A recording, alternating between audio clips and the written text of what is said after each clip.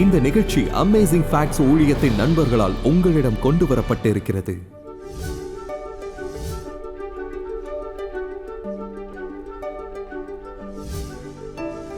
இயேசு யார்? அவர் ஒரு பொய்யரா? அவர் பைத்தியக்காரரா அல்லது அவர் ஆண்டவரா? இன்று காலை நம் செய்தியை குறித்து நான் பேசக்கூடிய இதை முக்கியமானதாக வகைப்படுத்தலாம். ஏனென்றால் நான் நினைவூட்டப்படுகிறேன், ஒவ்வொரு முறையும் நான் நம் கலாச்சாரத்தில் உள்ளவர்களுடன் ஒன்றிணைவேன். நிறைய பேர் அவ்வப்போது இயேசுவின் நாமத்தை குறித்து கேள்விப்படுகிறார்கள், ஆனால் இயேசு யார் என்று அறியாமல் இருக்கிறார்கள். இதை குறித்து கொஞ்சம் பேசுவது நன்மையானது, பொருத்தமானது என்று நான் நினைத்தேன். சில சமயங்களில் நினைவுபடுத்திக் கொள்ள வேண்டும், இயேசு யார் என்ற தலைப்பின் பிரசங்கத்திற்கு எப்படி தலைப்பு வைப்பது என்று எனக்கு தெரியவில்லை. ஏனென்றால் இயேசு யார் என்று நீங்கள் சொல்லும்போது அவர் நிகழ்காலத்தில் இருப்பவராக தெரிகிறது. சிலர் இயேசுவாக இருந்தவர் யார் என்று பெயரிடலாம் என்று நினைக்கிறார்கள். ஆனால் இரண்டு விதத்திலும் பெயரிடலாம். ஆனால் ஜனங்கள் அவர் யார், எங்கிருந்து வந்தார் என்று அறிய விரும்புகிறார்கள். ஒருமுறை ஒருவர் இந்த அழகான பகுதியை எழுதினார். இதுவரை அணிவகுத்து வந்த அனைத்து படைகளும், இதுவரை பயணம் செய்த அனைத்து கடற்படைகளும், இதுவரை அமர்ந்திருந்த அனைத்து பாராளுமன்றங்களும், ஆட்சி செய்த அனைத்து மன்னர்களும் இந்த ஒரு தனிநபர் பாதித்த வல்லமை போன்று பூமியில் எந்த ஒரு நபரும் நம் வாழ்க்கையை பாதிக்கவில்லை என்று சொல்கிறார். இயேசு பிறந்த வழியை நீங்கள் சிந்திக்கும் போது ஒப்பீட்டளவில் தெளிவின்மையில் பொதுவாக மகத்துவத்தை குறிக்கும் எந்த வழக்கமான காரியங்களையும் அவர் ஒருபோதும் செய்யவில்லை. அவர் இதுவரை எந்த ஒரு இராணுவத்தையும் போருக்கு அழைக்கவில்லை. அவர் ஒரு புத்தகத்தை எழுதியிருக்கிறார் என்று சொல்லவில்லை. நீங்கள் பொதுவாக நினைக்கும் எந்த விஷயத்தையும் அவர் பெருமையுடன் செய்யவில்லை. அவர் எப்படிப்பட்டவர் என்று எங்களுக்கு தெரியாது. இயேசு எப்படி இருந்தார் என்பதற்கான கலைஞர்களின் விளக்க காட்சிகள் நிறைய உண்டு. அவர் நாளிலிருந்து சமகாலத்தவர்கள் யாரும் இல்லை. இதுவரை அவர் வரலாற்று அனைத்தையும் மாற்றினார். நாம் வரலாற்றை பேசும்போது உங்களுக்கு கிமு கிபி தெரியும். அவர்கள் இன்று புதிய வார்த்தைகளை பயன்படுத்துகிறார்கள். ஆனால் கிறிஸ்துவுக்கு முன், மரணத்துக்கு பின் நம் கர்த்தருடைய ஆண்டு என்று அழைக்கிறோம். அவர் வாழ்ந்ததை எப்படி சந்தேகிக்க முடியும்? நீங்கள் கலைக்களஞ்சியத்தில் பார்த்தால் அவர் வாழ்ந்தாரா இல்லையா என்பதில் சந்தேகமே இருக்காது. வாழ்ந்தார் என்பது தெரியும். நீங்கள் தீர்மானிக்க வேண்டிய நிச்சயமான கேள்வி, அவர் ஒரு பொய்யரா, அவர் பைத்தியக்காரரா அல்லது அவர் ஆண்டவரா? இயேசு யார்? நம்மை காப்பாற்ற தேவன் மனித உருவில் பூமிக்கு வந்தவரா? A.W. டோசியர் எழுதியதை படிக்க விரும்புகின்றேன். அவர் தேவனை அணுகுவதற்கான பல வழிகளில் கிறிஸ்து ஒரு வழி அல்ல. அவர் பல வழிகளில் சிறந்தவரும் அல்ல. அவர்தான் ஒரே வழி. தேவனிடத்தில் வரும் எவரும் கிறிஸ்துவின் மூலமாக வர வேண்டும். புத்தர் பல ஆழமான விஷயங்களை சொல்லி இருக்கலாம். மேலும் கிருஷ்ணர், முகமது மற்றும் உலகின் பல்வேறு மதங்களிலிருந்தும் சில ஆழமான வார்த்தைகளை சொல்லி இருக்கலாம். இயேசுவை போல் யாரும் பேசவில்லை. அவர்களில் யாரும் உலகின் பாவங்களுக்காக பலியாக தங்களை ஒப்புக் கொடுக்கவில்லை. இயேசுவை குறித்து மிக தெளிவாக வித்தியாசமான ஒன்று இருக்கிறது. மனிதனுக்காக தேவன் அனுப்பிய ஒரே மீட்பர் இயேசு மட்டுமே. அவர் தேவனிடத்தில் மனிதனுக்காக இருக்கும் ஒரே மத்தியஸ்தர். கிறிஸ்து வானத்துக்கும் பூமிக்கும் இடையிலான பாலம். இயேசு நாத்தான்வேலை நோக்கி, தேவதூதர்கள் மனுஷகுமாரனிடத்திலிருந்து ஏறுகிறதையும் இறங்குகிறதையும் காண்பீர்கள் என்றார். உலகின் பிற மதத் தலைவர்கள் யாரும் நானே வழியும் சத்தியமும் ஜீவனுமாயிருக்கிறேன் என்று சொல்லவில்லை. நானும் ஒரு வழி என்று அவர் சொல்லவில்லை. நானே வழி என்கிறார். நான் சத்தியத்தில் ஒருவன் என்றும் அனைத்து நதிகளும் கடலுக்கு தான் செல்லுகின்றன என்றும் அவர் சொல்லவில்லை. நானே வழியும் சத்தியமும் ஜீவனுமாயிருக்கிறேன் என்றார். இயேசு ஏன் வந்தார்? இதற்கான தகவல்களை பெற நாம் எங்கு பார்க்க முடியும்? மேசியா வரும்போது எதை எதிர்பார்க்க வேண்டும் என்பதை பேசும் 300க்கும் மேற்பட்ட பழைய ஏற்பாட்டு தீர்க்க தரிசனங்கள் இருக்கின்றன. நாம் அந்த 300ஐயும் பார்க்கப் போவதில்லை. ஆனால் இயேசு யார் என்பதை காண சில அடிப்படை வகைகளை பார்க்கப் போகிறோம். குறிப்பாக சங்கீதத்தில் நிறைய பார்க்கலாம். பழைய ஏற்பாட்டு தீர்க்க தரிசனங்கள் அபிஷேகம் செய்யப்பட்டவரை குறிக்கின்றன. மேசியா வருவது குறித்து நீங்கள் வேதத்தில் காணப்போகிற முதல் தீர்க்க தரிசனம் உண்மையில் ஆதியாகமம் 3:15 இருக்கிறது. அதை திரையில் போடுகிறோம். இங்கே அது கூறுகிறது, மனுஷன் விழுந்ததற்கு பிறகு தேவன் ஆதாம் ஏவாளிடம் பேசும்போது அவர் சொல்கிறார், பகை உண்டாக்குவேன். இது எதிரி என்ற வார்த்தை போன்றது. இதன் பொருள் பகை என்பதாகும். உராய்வு இருக்கிறது, ஒரு விரோத போக்கு இருக்கிறது. உனக்கும் ஸ்திரீக்கும், அவர் சர்ப்பத்துடன் பேசிக் கொண்டிருக்கிறார். உன் வித்துக்கும் அவள் வித்துக்கும். ஸ்திரீயின் வித்து மனுக்குலத்தின் மூலம் அவர் வரவிருக்கும் வாக்களிக்கப்பட்ட வித்து குறித்து பேசுகிறார். மேசியாவாக அவர் ஸ்திரீயின் வித்து உன் தலையை நசுக்குவார். ஸ்திரீயின் வித்து என்று தேவன் சாத்தானான சர்ப்பத்திடம் சொல்லுகிறார். கிறிஸ்து உன் தலையை நசுக்குவார், நீ அவர் குதிங்காலை நசுக்குவாய் என்றார். நீ அவருடைய முன்னேற்றத்திற்கு தடையாக இருப்பாய், அவர் பயணத்தை மெதுவாக்குவாய். தீர்க்க தரிசனம் ஆதியாகமம் 3ஆம் அதிகாரத்தில் காணப்படுகிறது. அவர்கள் ஒரு இரட்சகரை தேடிக் கொண்டிருந்தார்கள். மனித வீழ்ச்சியையும் பரலோகத்தின் இழப்பையும் ஏற்படுத்திய சர்ப்பத்தை தோற்கடிக்கும் ஸ்திரீயின் வித்து. கிறிஸ்துவின் மூலம் பரலோகம் மீட்டெடுக்கப்படுகிறது. எனவே அந்த சில தீர்க்க தரிசனங்களை பார்ப்போம். ஒரு விஷயம், யோவான் 1:45 பிலிப்பு இயேசுவை கண்டுபிடித்த பிறகு அவர் நாத்தான்வேலை கண்டு, நியாய பிரமாணத்திலே மோசேயும் தீர்க்கதரிசிகளும் எழுதியிருக்கிறவரை கண்டோம், அவர் யோசேப்பின் குமாரனும் நாசரேத்தூரானுமாகிய இயேசுவே என்றான். மோசே மற்றும் தீர்க்கதரிசிகள், இந்த நியாய பிரமாணங்கள் அனைத்துமே இந்த மனுஷகுமாரனை குறித்து பேசுகிறது. இயேசு எங்கிருந்து வந்தார்? யோவான் 8ஆம் அதிகாரத்தில் அதை பார்க்கிறோம். மற்றும் வேறு சில வசனங்களையும் பார்ப்போம். யோவான் 19:8 உண்மையில் பிலாத்து இயேசுவின் விசாரணையின் போது அவரிடம் அந்த கேள்வியை கேட்கிறான். நீ எங்கிருந்து வருகிறாய்? எங்கிருந்து வந்தாய்? இயேசு யோவான் 6:38 நான் வானத்திலிருந்து இறங்கி வந்தேன் என்றார்.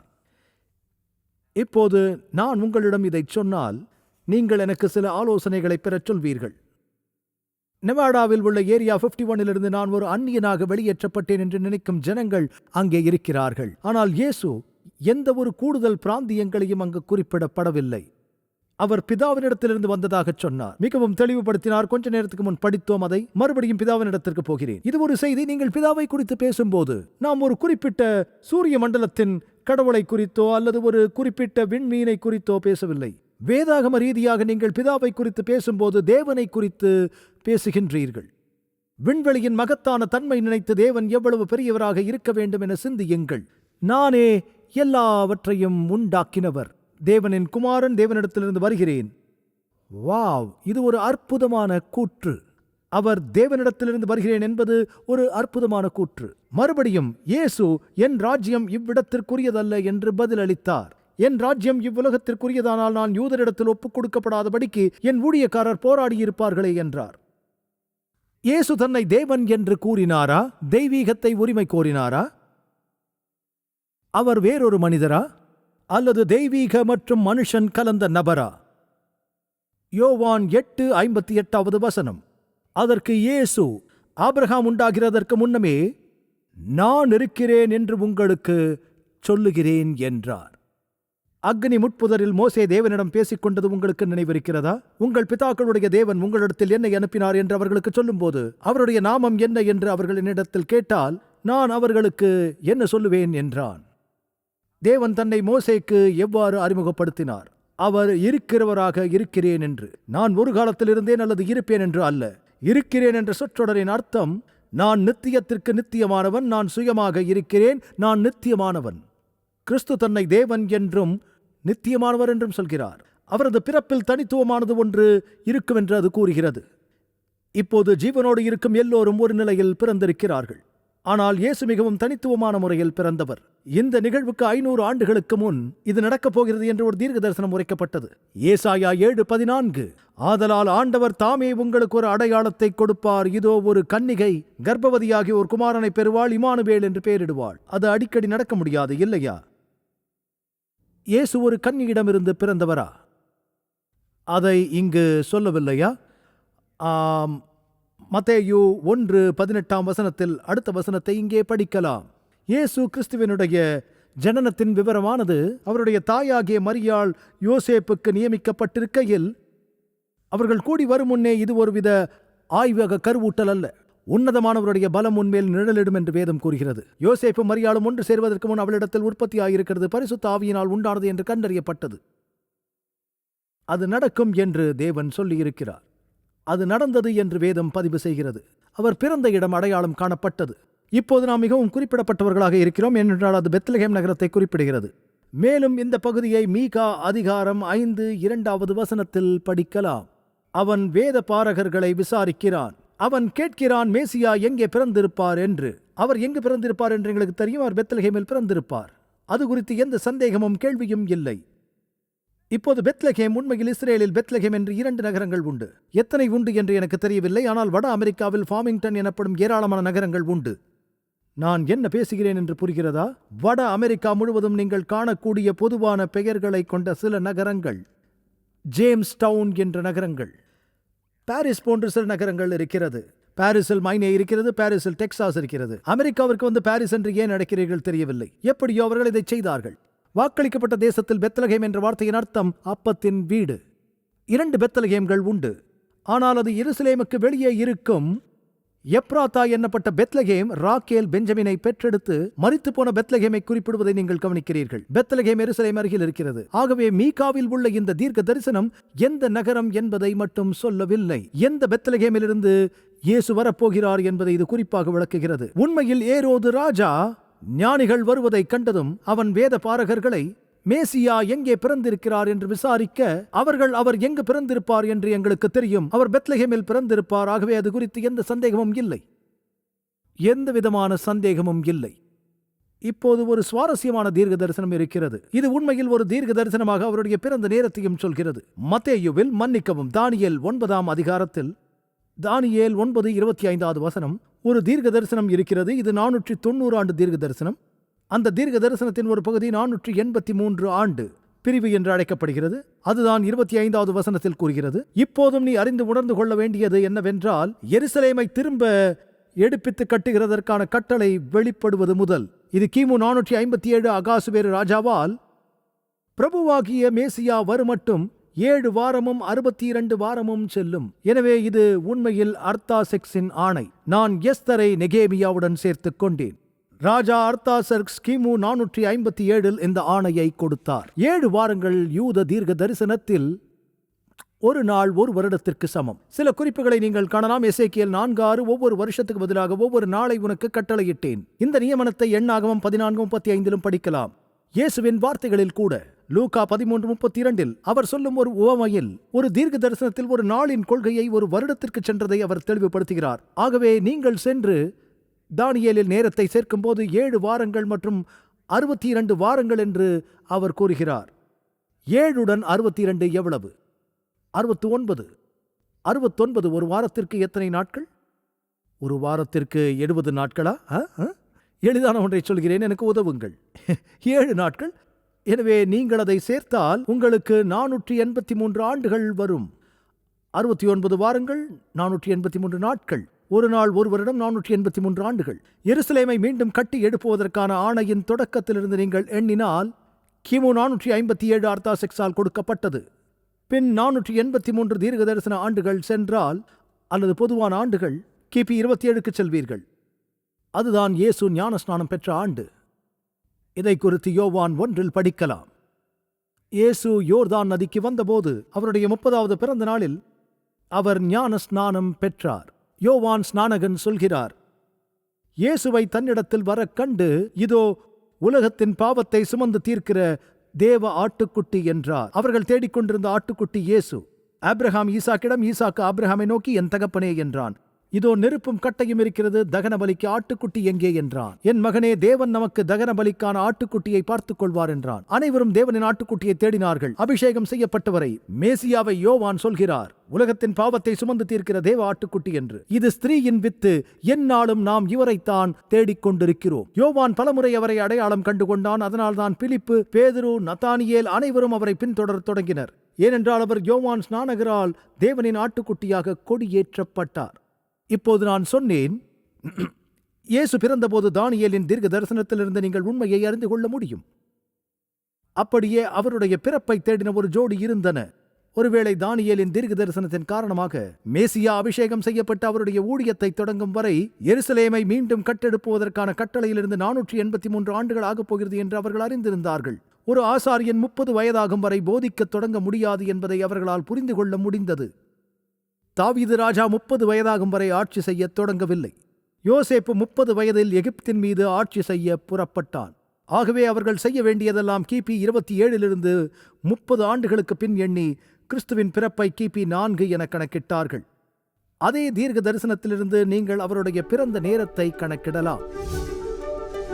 எங்கும் செல்ல வேண்டாம் நண்பர்களே, இன்னும் சிறிது நேரத்தில் நாம் இன்றைய விளக்க காட்சிக்கு திரும்பப் போகிறோம்.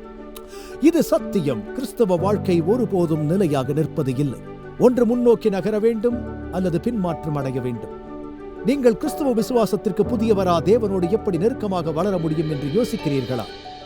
அல்லது நீங்கள் பல ஆண்டுகள் விசுவாசியாக இருந்தும் அவருடன் நடப்பதில் தேக்கமடைந்து வருவதை உணர்கிறீர்களா? அல்லது கிறிஸ்தவ பாதையில் முன்னோக்கி நகர இன்னும் ஏதாவது செய்ய முடியுமா என்று யோசிக்கிறீர்களா? அற்புத உண்மைகள் உங்கள் கைகளில் ஒன்றை கொடுக்க விரும்புகின்றன. அது நிச்சயமாக ஒரு வித்தியாசத்தை ஏற்படுத்தும். கிறிஸ்துவிடம் செல்லும் வழி என்ற உன்னதமான புத்தகத்தை உங்களுக்கு அனுப்ப விரும்புகிறோம். இந்த 13 சக்தி வாய்ந்த அதிகாரங்கள் கிறிஸ்தவ வளர்ச்சியின் முக்கியமான கட்டங்களில் ஒரு எழுச்சியூட்டும் பயணத்திற்கு உங்களை அழைத்துச் செல்லும். ஒவ்வொரு முறையும் இந்த புத்தகத்தை நான் படிக்கும் போது அது என்னை தேவனிடம் நெருக்கி ஏவுகிறது. தயங்க வேண்டாம், இப்பொழுதே அழைத்து உங்கள் இலவச நகலை இன்றே பெறுங்கள். பின்னர் நீங்கள் எனக்கு நன்றி சொல்வீர்கள். உங்கள் இலவச நகலை பெற திரையில் காணும் தொலைபேசி எண்ணை அழைத்து சலுகை எண் 369 குறிப்பிடவும் அல்லது இணைய முகவரியை பார்வையிடவும். இந்த நம்ப முடியாத ஆதாரத்தை நீங்கள் படித்த பிறகு உங்கள் நண்பருடன் பகிர்ந்து கொள்ளுங்கள். இன்றைய விளக்க காட்சிக்கு இப்போது திரும்புவோம். மேலும் தேவனுடைய வார்த்தையிலிருந்து இன்னும் சில அற்புதமான உண்மைகளை தெரிந்து கொள்வோம். ஆகவே அவர் எப்போது பிறப்பார் என்று சொல்லப்பட்ட தீர்க்க தரிசனங்கள் இருக்கிறது. என்ன நடக்கும் என்றது உரைத்திருக்கிறது. அப்போஸ்தலர் 10ஆம் அதிகாரம் 38வது வசனத்தில், நசரேயனாகிய இயேசுவை தேவன் பரிசுத்த ஆவியினாலும் வல்லமையினாலும் அபிஷேகம் பண்ணினார். தேவன் அவருடனே கூட இருந்தபடியினாலே அவர் நன்மை செய்கிறவராயும் பிசாசின் வல்லமையில் அகப்பட்ட யாவரையும் குணமாக்குகிறவராயும் சுற்றித் திரிந்தார். இயேசு ஞானஸ்நானம் பெற்றபோது பரிசுத்த ஆவியானவர் இறங்கி பரிசுத்த ஆவியினால் அபிஷேகம் செய்தார். நீங்கள் எதையும் நிச்சயத்தோடு படிக்காமல் இயேசுவின் அற்புதங்களை ஏற்றுக்கொள்ள முடியாது. இயேசு 30 வயதிற்கு முன்னர் செய்த அற்புதங்களை நீங்கள் படிக்கவில்லை. அவருடைய வாழ்க்கையின் முதல் 30 ஆண்டுகளில் நீங்களும் நானும் செய்வது போலவே மனிதர்களிடையே ஒரு மனுஷனாக வாழ்ந்தார். பின்பு அவர் ஞான ஸ்நானத்தில் அபிஷேகம் செய்யப்பட்டார். பொது ஊழியத்தை தொடங்கினார். 3.5 ஆண்டுகளில் உலகை தலைகீழாக மாற்றினார். பின்பு அது 490 ஆண்டு தீர்க்க தரிசனத்தின் ஒரு பகுதியாக இருந்தது. அது அவருடைய ஊழியத்தின் தன்மையை சொல்கிறது. உண்மையில் இயேசு தம்முடைய ஊழியத்தை தொடங்கிய போது நாசரேத்தில் இந்த வார்த்தைகளை மேற்கோள் காட்டுகிறார். ஏசாயா 61:1, நாசரேத்தின் ஜெப ஆலயத்தில் கிறிஸ்து எழுந்து நின்றார். கலிலேயாவில் உள்ள அவரது சொந்த ஊரான தேவாலயத்தில் அவர், கர்த்தராகிய தேவனுடைய ஆவியானவர் என்மேல் இருக்கிறார். சிறுமைப்பட்டவர்களுக்கு சுவிசேஷத்தை அறிவிக்க கர்த்தர் என்னை அபிஷேகம் பண்ணினார். இருதயம் நொறுங்குண்டவர்களுக்கு காயம் கட்டுதலையும், சிறைப்பட்டவர்களுக்கு விடுதலையையும், கட்டுண்டவர்களுக்கு கட்டவிழ்த்தலையும் கூறவும், கர்த்தருடைய அனுக்கிரக வருஷத்தையும், நம்முடைய தேவன் நீதியை சரிகட்டும் நாளையும் கூறவும், துயரப்பட்ட அனைவருக்கும் ஆறுதல் செய்யவும். மேலும் அவர் உவமைகளில் பேசினார், போதித்தார் என்று வேதம் கூறுகிறது. தாவீது ராஜா 78ஆம் சங்கீதத்தில், என் வாயை உவமைகளால் திறப்பேன், பூர்வகாலத்து மறை பொருள்களை வெளிப்படுத்துவேன். நாங்கள் கேள்விப்பட்டு அறிந்தோம், எங்கள் பிதாக்கள் தெரிவித்தார்கள். கிறிஸ்துவை குறித்து அவர் பேசினார் என்றும் அவர் உவமைகளில் அவர்களுக்கு போதித்தார் என்றும் வேதம் கூறுகிறது.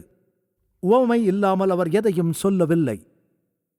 அவர் அடிக்கடி உருவகங்களிலும் எடுத்துக்காட்டுகளிலும் போதித்தார். ஒரு நாளும் ஒரு மனிதனும் இந்த மனிதனைப் போல் பேசவில்லை.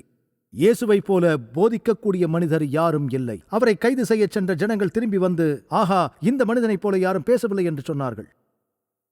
அது தொடர்ந்து அவர் காட்டிக் கொடுக்கப்பட்டதைச் சொல்கிறது. உதாரணமாக சங்கீதம் 41:9வது வசனம், என் பிராண சிநேகிதனும் நான் நம்பினவனும் என் அப்பம் புசித்தவனாகிய மனுஷனும் என் மேல் தன் குதிகாலை தூக்கினான். யூதாசுடன் இயேசு அப்பம் புசித்தாரா? யூதாஸ் அந்த வாசலிலிருந்து வெளியே நடந்து ஆசாரியர்களிடம் சென்று அவர்களை கிறிஸ்துவிடம் அழைத்துச் சென்றான். இது இயேசு காட்டிக் கொடுக்கப்பட்டதை இன்னும் விரிவாக நமக்கு தருகிறது.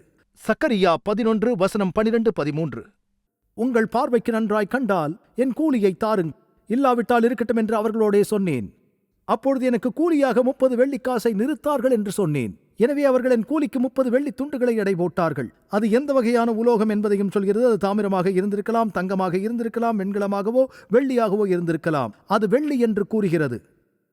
கர்த்தர் என்னை நோக்கி, அதை குயவனிடத்திலிருந்து விடு என்றார். இதுவே நான் அவர்களால் மதிக்கப்பட்ட மேன்மையான மதிப்பு. நான் அதை எடுத்து குயவனுக்கென்று கர்த்தருடைய ஆலயத்திலே இருந்து விட்டேன். மத்தேயு 27:3-7 வசனங்கள் வரையிலான அனைத்து வசனங்களையும் வாசிக்க எனக்கு இப்போது நேரமில்லை. நீங்கள் இதை பார்க்கலாம். மத்தேயு 27:3-7. கிறிஸ்துவின் விசாரணையின் போது யூதாஸ் குற்ற உணர்ச்சியால் மூழ்கியிருப்பதை இங்கு சொல்கிறது. பிசாசு அவனை பயன்படுத்தியவுடன் அவருக்கு இனி யூதாஸ் தேவையில்லை என்றும், யூதாஸ் கடைசியாக அவன் செய்ததை உணர்ந்து தன் நினைவுக்கு வந்தான் என்று உங்களுக்கு தெரியும். அவன் தேவனுடைய குமாரனை காட்டிக் கொடுத்தான். அவர்கள் அவரை சிலுவையில் அறைய தயாராகி வந்தார்கள். அவன் தனது குற்ற உணர்வால் நசுக்கப்பட்டான். அவன் விசாரணைக்கு உட்படுத்தப்பட்ட தேவாலயத்தின் புறநகருக்குச் சென்றான். சங்கத்தில் அவன், நான் குற்றமில்லாத இரத்தத்தை நான் காட்டிக் கொடுத்ததினால் பாவம் செய்தேன் என்றான். அவன் வெள்ளிக்காசை தேவாலயத்திலே எறிந்தான். அவர்கள் அதை எடுக்க விரும்பவில்லை. அது இரத்தப் பணம். அவர்கள் ஆலோசனை பண்ணின பின்பு அந்நியரை அடக்கம் பண்ணுவதற்கு குயவனுடைய நிலத்தை அதனாலே கொண்டார்கள். புதிய ஏற்பாட்டில் அவ்வளவுதான்.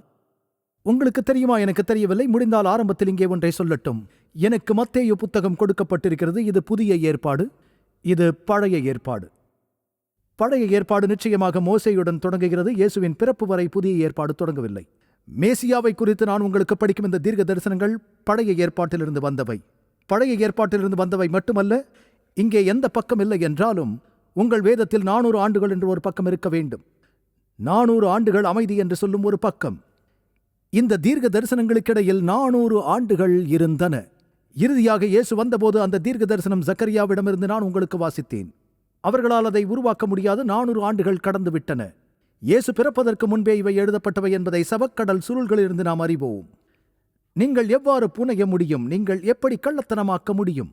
அந்த தீர்க்க தரிசனம் நிறைவேறும் என்று நீங்கள் எவ்வாறு புனைந்து உருவாக்க முடியும்? இயேசு சக நண்பரால் காட்டிக் கொடுக்கப்பட்டார். அப்பம் புசித்தார். 30 வெள்ளி காசுக்கு அதை குயவன் வயலுக்கும் கர்த்தருடைய ஆலயத்துக்கும் எரிந்தது யார்? அதாவது இது ஆயிரக்கணக்கில் ஒன்று. உண்மையில் 300 நான் எடுத்திருப்பேன். தீர்க்க தரிசனங்கள் இன்னும் அதிகமாக இருக்கலாம், ஆனால் ஒருவர் 300 மட்டுமே எண்ணியிருப்பார்கள். இது அவரது மரணத்தின் வகை குறித்து சொல்கிறது. இது நம்ப முடியாத தீர்க்க தரிசனம். சங்கீதம் 22 வாசிக்கலாம். பொல்லாதவர்களின் கூட்டம் என்னை வளைந்து கொண்டது. என் கைகளையும் கால்களையும் உருவம் குத்தினார்கள். என் வஸ்திரங்களை தங்களுக்குள்ளே பங்கிட்டு என் உடையின் பேரில் சீட்டு போடுகிறார்கள். இயேசு பிறப்பதற்கு ஏறக்குறைய 800 ஆண்டுகளுக்கு முன் இந்த தீர்க்க தரிசனம் சொல்லப்பட்டது. அதை எப்படி நீங்கள் அறிந்து கொள்ள முடியும்? அந்த சங்கீதத்தில் அவ்வளவுதான். பல சங்கீதங்களும் இருக்கிறது. சங்கீதம் 34. அவன் எலும்புகளை எல்லாம் காப்பாற்றுகிறார், அவைகளில் ஒன்றும் முறிக்கப்படுவதில்லை. இயேசுவின் வலது மற்றும் இடதுபுறத்தில் இருந்த திருடனின் எலும்புகளை அவர்கள் உடைத்தார்கள் என்றால் இயேசு பஸ்கா ஆட்டுக்குட்டி. அவர்கள் ஒருபோதும் பஸ்கா ஆட்டுக்குட்டியின் எலும்புகளை உடைக்கவில்லை. அவருடைய எலும்புகளில் ஒன்றும் முறிக்கப்படுவதில்லை என்று தீர்க்க தரிசனம் உரைத்தது போல் அவர் என் எலும்புகளை காக்கிறார். இயேசு தன்னை தேவனுடைய குமாரன் என்று சொன்னார். நாம் அனைவரும் தேவனுடைய குமாரர்கள் என்ற பொருளில் அல்ல, ஆனால் அவர் தேவனின் ஒரே பேரான குமாரன் என்ற தனித்துவமான அர்த்தத்தில். அவர் தனி மனித உரிமைகள் மற்றும் தெய்வீக வல்லமைகளை கொண்டிருந்தார். அவருக்கு தேவன் என்ற உரிமை உண்டு. இப்போது அந்த சில தைரியமான கூற்றுக்கள். தன்னை குறித்து இயேசு சொன்னதை எப்படி பார்க்கிறீர்கள்? C.S. லூவிஸ் இப்படியாக சொல்கிறார். சாதாரண மனுஷனான ஒரு மனிதன் இப்படியான விஷயங்களை சொல்கிறான். இயேசு சொல்கிற சிறந்த தார்மீக ஆசிரியராக இருக்க முடியாதவன் வேட்டையாடப்படும் முட்டை என்று மனித மட்டத்தில் சொல்லும் பைத்தியக்காரனாக இல்லை என்றால் அவன் நரகத்தின் பிசாசாக இருப்பான். நீங்கள் உங்கள் விருப்பத்தை செய்ய வேண்டும். ஒன்று இந்த மனிதனான தேவகுமாரன், இல்லை என்றால் அவன் ஒரு பைத்தியக்காரன். வேறொருவர் இதை இப்படி குறிப்பிடுகிறார். கிறிஸ்து ஒரு உணர்வுள்ள வஞ்சனைக்காரன், ஏமாற்றப்பட்டவன் அல்லது தெய்வீகவாதி. அவன் பைத்தியக்காரன், பொய்யன் அல்லது ஆண்டவர். இந்த 3 விருப்பங்களில் ஒன்றிலிருந்து தப்பிக்க முடியாது. இயேசு வந்ததற்கு 3 முக்கிய காரணங்கள் உண்டு என்பதை நீங்கள் அறிவீர்கள். முதலில், அவர் நமக்கு முன்மாதிரியாக வந்தார். அவர் யோவான் 13:5 கூறுகிறார். யோவான் 13:15. நான் உங்களுக்கு செய்தது போல நீங்களும் செய்யும்படி உங்களுக்கு மாதிரியை காண்பித்தேன். இயேசு மனிதர்களிடையே 33.5 ஆண்டுகள் வாழ்ந்ததற்கான காரணம் எப்படி வாழ வேண்டும், ஒருவருக்கொருவர் எப்படி நேசிக்க வேண்டும், எப்படி மன்னிக்க வேண்டும் என்பதை நான் உங்களுக்கு காட்ட விரும்பினேன். மற்றவர்களுக்கு கன்னத்தை திருப்பும்படி நான் உங்களுக்கு சொல்லப் போவதில்லை. அவர் செய்தார் இல்லையா? அவர் தனது சோதனையை சந்தித்த போது ஒருவருக்கொருவர் எப்படி நேசிப்பது, மன்னிப்பது என்பதை நான் உங்களுக்கு காட்டுகிறேன். அவர் மன்னித்த விதம். அவர் வந்தார். காரணம் 2, பிதாவை வெளிப்படுத்த. ஆண்டவர் யார் என்பதில் இந்த உலகம் மிகவும் குழப்பமாக இருக்கிறது. உங்களுக்கு தெரியும், நான் மற்றவர்களுடன் பழகும்போது இயேசுவின் நாமம் அவதூறாக அடிக்கடி பயன்படுத்தப்படுவதை நான் கேட்கும்போது ஏன் என்று எனக்கு புரியவில்லை. மக்கள் பைத்தியம் பிடித்து ஒருபோதும் தங்களின் விரலை சுத்தியலால் அடித்து, ஓ புத்தர், முகமதுவின் பெயரையோ அல்லது அல்லாவையோ அல்லது கிருஷ்ணாவையோ அவர்கள் மேற்கோள் காட்டுவதை நான் கேட்கவில்லை. இயேசுவின் நாமத்தை குறிப்பாக அவமதிக்க இந்த கொடூரமான கவனம் ஏன் செலுத்தப்படுகிறது? ஒரு ஆவிக்குரிய யுத்தம் இருக்கிறது என்று உங்களுக்கு நான் சொல்ல விரும்புகிறேன். பிதா யார் என்பதை உலகம் அறியவில்லை. பிதா எப்படிப்பட்டவர் என்பதை நமக்கு காட்ட இயேசு வந்தார். பிலிப்புவே, இவ்வளவு காலம் நான் உங்களுடனே கூட இருந்தும் நீ என்னை அறியவில்லையா? என்னை கண்டவன் பிதாவை கண்டான். இது யோவான் 14:9. பின்பு மிக முக்கியமாக இயேசு நம்மோடு ஸ்தலம் மாற்ற வந்தார். நம்முடைய பாவத்தினாலும் சுயநலத்தினாலும் நாம் அனைவரும் மரண தண்டனைக்கு உள்ளாகிறோம். கிறிஸ்து நம்மை இழக்க விரும்பவில்லை. அவர் நம்மை நேசிக்கிறார். அவர் சொல்கிறார், நான் வருவேன், உங்கள் பாவத்திற்கான தண்டனையை நான் எடுத்துக்கொள்வேன். அதை எடுத்துக்கொள்வது மட்டுமல்லாமல் என் பலத்தையும் வல்லமையையும் தருகிறேன். நான் உங்களுக்கு மாற்றாக இருக்கப் போகிறேன். நான் உங்களுக்கு இடங்களை ஆயத்தம் செய்வேன். நான் உங்களுக்கு என் நன்மையை தருவேன், உங்கள் தீமையை எடுத்துப் போடுவேன். உங்களுக்கு என் பலத்தை தருவேன், உங்கள் பலவீனத்தை எடுத்துப் போடுவேன். என் ஜீவனை உங்களுக்கு தருவேன், உங்கள் மரணத்தை எடுத்துக்கொள்வேன். நான் உங்களுக்கு என் சமாதானத்தை தருவேன், உங்களது பாடுகளையும் வேதனைகளையும் எடுத்துப் போடுவேன் என்கிறார். விசுவாசத்தினால் நாம் பெற்றுக்கொள்ளும் வரமாக அவர் அனைத்தையும் தருகிறார். தருவேன் என்று அவர் சொல்லியிருக்கிறார். நீங்கள் அதை நம்ப வேண்டும். அதை நீங்கள் அறிந்து கொள்வீர்களா? அவரை ஏற்றுக்கொள்வீர்களா? இப்போதே ஏற்றுக்கொள்ளுங்கள். அவருடைய மாதிரியை மார்ட்டின் லூதர் சொல்கிறார். அவரது வாழ்க்கையில் நாம் எப்படி வாழ வேண்டும் என்பதை காட்டினார் என்று. அவரது மரணத்தில் அவர் நம் பாவங்களை நிவர்த்தி செய்யும் பலியானார். அவர் உயிர் தெழுதலில் அவர் ஒரு ஜெய வீரர், ராஜாவாக பரநேறினார். நமக்காக பரிந்து பேசும் ஆசாரியனாக இருக்கிறார். அவர் நமக்கு தேவையான அனைத்துமே. புத்தகத்தின் தொகுதியில் அவரை குறித்து எழுதப்பட்டு இருக்கிறது. ஆபிரகாம் ஈசாக்குடன் மலைக்கு சென்றதை காணும்போது இயேசுவை காண்கிறோம். மோசே தேசத்தை அடிமைத்தனத்திலிருந்து வழிநடத்தினதை பார்க்கும்போது இயேசுவை காண்கிறோம். யோசேப்பை தன் சகோதரர்கள் தவறாக நடத்தின போதும் மன்னித்ததை காணும் போதும் இயேசுவை காண்கிறோம். தேவ ஜனங்களின் எதிரிகளை தோற்கடிக்க சிம்சோன் தனது கைகளை நீட்டும் போது சிம்சோனில் நாம் இயேசுவை காண்கிறோம். கிதியோன் சிறிய எதிரி கூட்டத்தை தோற்கடித்த போது கிதியோனில் இயேசுவை நாம் காண்கின்றோம். வேதத்தில் நாம் எல்லா இடங்களிலும் இயேசுவை காண்கிறோம். வேதம் அவரை பற்றியது. இயேசு யார் என்பதை நீங்கள் தெரிந்து கொள்ள அவர் விரும்புகிறார். தேவன் மனுஷகுமாரனானார். அவருடைய நாமம் இயேசு.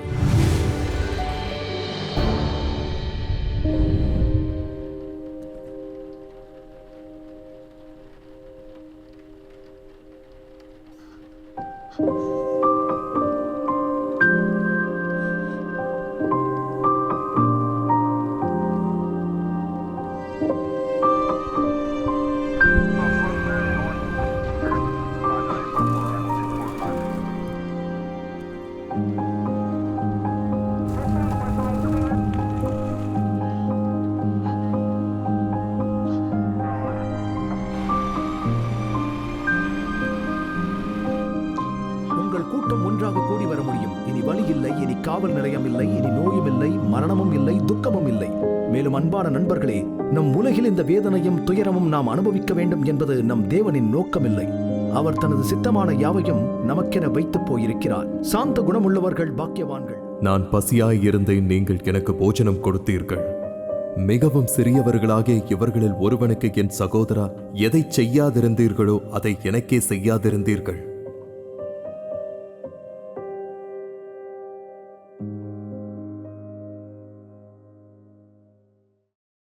உங்கள் வீட்டின் வசதியில் இருந்து நீங்கள் படிக்கக்கூடிய வகையில் இலவச வேதாகம பள்ளியை ஆச்சரியமூட்டும் உண்மைகள் உங்களுக்கு வழங்குகிறது என்று தெரியுமா?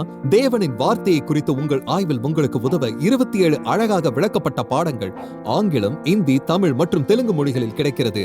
இந்த இலவச வேதாகம படிப்பு பாடநெறிக்கு இன்றை பதிவு செய்ய biblestudy.aftv.in என்ற இணையதளத்தை காணுங்கள்.